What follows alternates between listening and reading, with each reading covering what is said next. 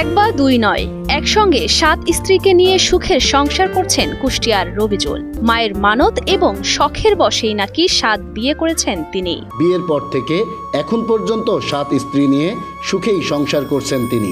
আমার জীবনে শখ ছিল যে আমি 7টা বিয়ে করব। তো হ্যালো বন্ধুরা, আমি চলে এলাম আপনাদের সঙ্গে আরেকটা নতুন ভিডিও নিয়ে। আপনারা দেখছেন রাড রিঅ্যাকশন চ্যানেল। রাড রিঅ্যাকশন চ্যানেলে আপনাদের সবাইকে স্বাগতম। তো বন্ধুরা, আজকে আমরা যে ভিডিওটা দেখব সেই ভিডিওটা হচ্ছে যে একজন মানুষ 7 জন মহিলাকে বিয়ে করেছে। সে এত বড় হারাম কাজটা কিভাবে করতে পারলো? একজন মানুষ 4 জন বিয়ে করতে পারে, কিন্তু 7 জন কোথাও নেই, সম্পূর্ণভাবে হারাম। তো বন্ধুরা, ভিডিওটা খুবই ইন্টারেস্টিং হবে, আপনাকে স্কিপ করবেন না। তো বন্ধুরা, চলেন বেশি দেরি না করে ভিডিওটা শুরু করি। এক বা দুই নয়, একসঙ্গে 7 স্ত্রীকে নিয়ে সুখের সংসার করছেন কুষ্টিয়ার রবিজুল। মায়ের মানত এবং শখের বশেই নাকি 7 বিয়ে করেছেন তিনি। বিয়ের পর থেকে এখন পর্যন্ত 7 স্ত্রী নিয়ে সুখেই সংসার করছেন তিনি। আমার জীবনে শখ ছিল যে আমি 7টা বিয়ে করব।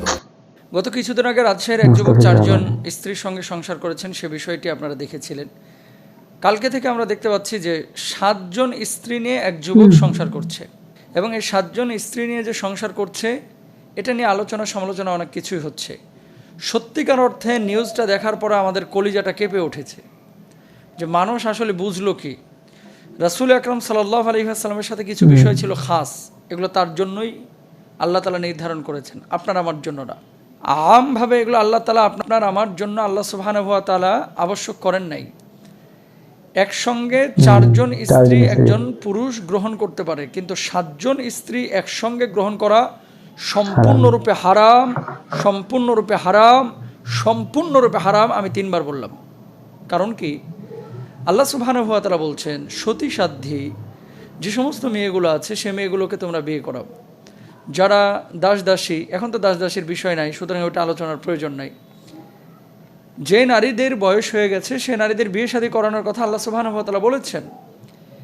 এখন একজন যুবক এবং যুবতী যখন প্রাপ্তবয়স্ক হয়ে যায়, তার বিধান আছে যে একজন নারী একজন স্বামীকে গ্রহণ করবে, একজন স্বামী সামর্থ্য যদি থাকে একসঙ্গে 4 জন স্ত্রীকে রাখতে পারে। তবে এটা ম্যান্ডেটরি না, আপনার জন্য আবশ্যক না, ভুল বুঝবেন না।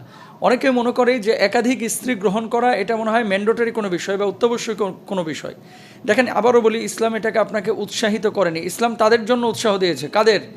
যাদের আর্থিক, যাদের শারীরিক সামর্থ্য আছে এবং জেনা ব্যভিচারে লিপ্ত হয়ে যাওয়ার সম্ভাবনা আছে। দেখা যাচ্ছে এক স্ত্রী আছে, তারপরে অন্য নারীর দিকে তার চোখ যাচ্ছে বা জেনা ব্যভিচার করে বেড়াচ্ছে। এখন সে যদি চায় যে একাধিক স্ত্রী গ্রহণ করলে জেনাহের পথ থেকে সে ফিরতে পারবে, সে মানুষটি বিবাহ করবে একাধিক। কিন্তু আওয়ামভাবে প্রত্যেকের উপরে বিবাহ একাধিক করা ফরজ, বিষয়টা এরকম না। বিয়ে কিন্তু সবার জন্য ফরজ না ভাই। বিয়ে কারোর জন্য সুন্নাহ, বিয়ে কারোর জন্য ফরজ, বিয়ে কারোর জন্য হারাম, বিয়ে কারোর জন্য ওয়াজিব বা অত্যাবশ্যক একটা বিষয়। এখন আপনি বলবেন যে এগুলো ব্যাখ্যা করে বলেন। ব্যাখ্যা এর আগেও একদিন করেছিলাম, এবং হানাফি মাযহাবের একটি রায় আছে, ইসলামিক স্কলাররা এইভাবে রায়টা পেশ করেছেন। ধরেন আপনার আর্থিক সচ্ছলতা আছে, শারীরিক সক্ষমতা আছে, জেনা ব্যভিচারে লিপ্ত হয়ে যাওয়ার 100 সম্ভাবনা আছে। তার মানে বিয়ে না করালে আপনি জেনার মধ্যে লিপ্ত হচ্ছে নিয়মিত, আপনার উপরে বিয়ে করা ফরজ বা আপনার উপরে বিয়ে করাটা আবশ্যক, অত্যাবশ্যক, ওয়াজিব। আচ্ছা, 2 নম্বর, আপনার শারীরিক এবং আর্থিক সামর্থ্য আছে, কিন্তু আপনি জেনাহের মধ্যে লিপ্ত হয়ে যাওয়ার কোনো সম্ভাবনা নাই। নবীজি সাল্লাল্লাহু আলাইহি ওয়াসাল্লাম করেছেন বিধায় আপনি করবেন, আপনার জন্য সুন্নাহ। ফামান রাগিবা আন সুন্নতি ফালাইসা মিন্নি।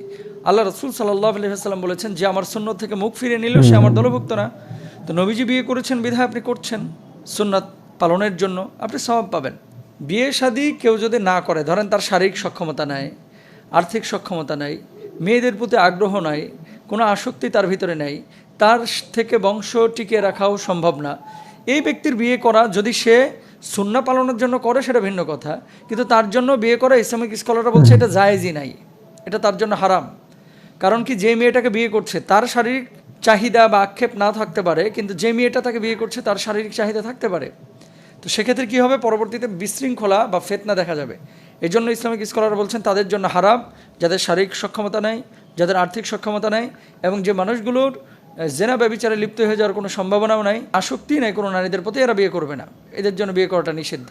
লজ্জাস্থানের সমস্যা, নারী না পুরুষ বোঝার কোনো কায়দা নেই, এরকম রোগ বালাই হয়ে গেছে, এবং তার থেকে বংশ টিকবে না, নারীদের প্রতি কোনো খাহিসাত তার নাই, সে মেয়ে বা সেই পুরুষ বিয়ে করবেন না। তা আসলে বিয়ে করা সবার জন্য ফরজ, বিষয়টা উন্মুক্তভাবে বলাটা ঠিক না। আর একাধিক বিয়ে, যে ভাই এই 7টা বিয়ে করেছেন, আমি তাকে একটা কথা বলি, আপনি বলছেন যে মানতের জন্য এই বিয়েটা করেছেন, সম্পূর্ণরূপে হারাম কাজ আপনি করেছেন। এক্ষণে তওবা করে আপনি 3 স্ত্রীকে এই মুহূর্তে পারিবারিকভাবে বসে, শরিয়া যদি আপনি ফলো করে থাকেন বা মুসলিম নিজেকে যদি দাবি করে থাকেন, অবশ্যই 3 জন স্ত্রীকে আপনি এই মুহূর্তে বসে আলাদা হয়ে যাওয়ার আপনারা সিদ্ধান্ত গ্রহণ করবেন। কারণ কি, এটা আপনার জন্য হারাম। এখন যে জীবনটা যাপন করতেছেন আপনি একসাথে 7 স্ত্রী, এটা আপনার জন্য জায়েজ নাই, এটা নিষিদ্ধ। আল্লাহ তাআলা কি বলছেন? ফাঙ্কিহু মা তাবা লাকুম মিনান নিসাই মাসনা ওয়া সুলাসা রুবা। চাইলে একাধিক স্ত্রী তোমরা গ্রহণ করতে পারো, 2, 3 এবং 4। ফা ইন খিফতুম আল্লাহ তাদিলু ফাওয়াহিদা। যদি তোমরা আশঙ্কা করো যে ইনসাফ কায়েম করতে পারবে না, তাহলে একটার মধ্যেই তোমরা ক্ষান্ত থাকো। তাহলে আপনি কেন এতগুলো বিয়ে করতেছেন? এটা তো আপনার জন্য জায়েজ নাই।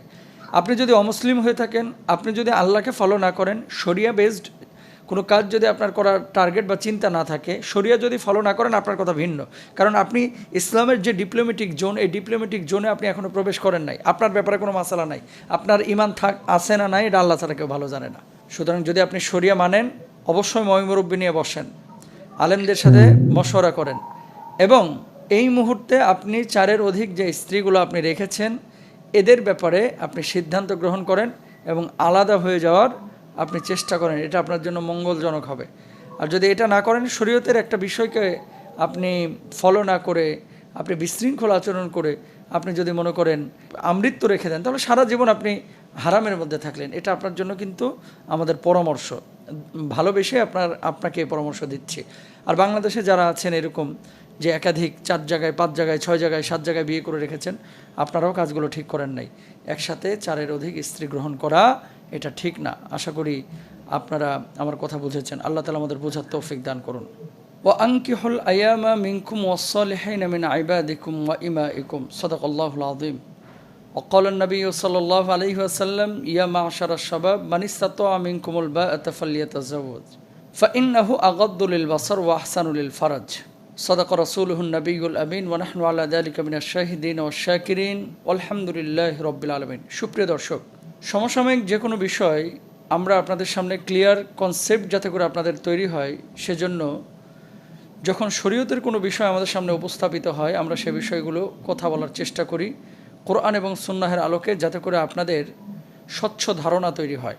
অনেকের মনে প্রশ্ন যে মুহতারাম, পত্রপত্রিকা বা সোশ্যাল মাধ্যমে কোনো বিষয় যদি ছড়িয়ে পড়ে, তাহলে সে বিষয়গুলো নিয়ে আপনারা কেন কথা বলেন? এই কারণে আমরা কথা বলি, যদিও মুরব্বীদের কাছে সোশ্যাল মিডিয়া অথবা পত্রপত্রিকা এগুলো কোনো বিষয় না, কিন্তু হিউজ পরিমাণ একটা বড় অংশ রয়েছে যুবক যুবতীদের, যারা এই সমস্ত নিউজের কারণে বা ঘটনাগুলোর কারণে প্রভাবান্বিত হয়। তাদেরকে সতর্ক করা এবং সুপথে ফিরিয়ে নিয়ে আসা, তাদের ভিতরে স্বচ্ছ ধারণা তৈরি করা এবং সারা বিশ্বের মুসলমানদেরকে সঠিক ধারণা বা ক্লিয়ার কনসেপ্ট দেওয়া, এটা আমাদের ইমানি এবং নৈতিক দায়িত্ব আমরা মনে করি। সেজন্য আলোচনা করছি। তো বন্ধুরা, আপনারা দেখলেন মুস্তাফিজুর রহমানের কত সুন্দর করে বুঝালো যে 7টা বিয়ে করা সম্পূর্ণভাবে হারাম। তো বন্ধুরা, ভিডিওটা ভালো লেগে থাকলে অবশ্যই বন্ধুদের মাঝে শেয়ার করবেন। আর আমার চ্যানেলে নতুন হয়ে থাকলে চ্যানেলটিকে সাবস্ক্রাইব করে পাশে থাকা বেল আইকনটি অন করে রাখবেন, তাহলে নতুন কোনো ভিডিও আপলোড করার সঙ্গে সঙ্গে আপনার কাছে নোটিফিকেশন চলে যাবে। তো বন্ধুরা, দেখা হচ্ছে পরবর্তী ভিডিওতে। ততক্ষণের জন্য ভালো থাকবেন, সুস্থ থাকবেন।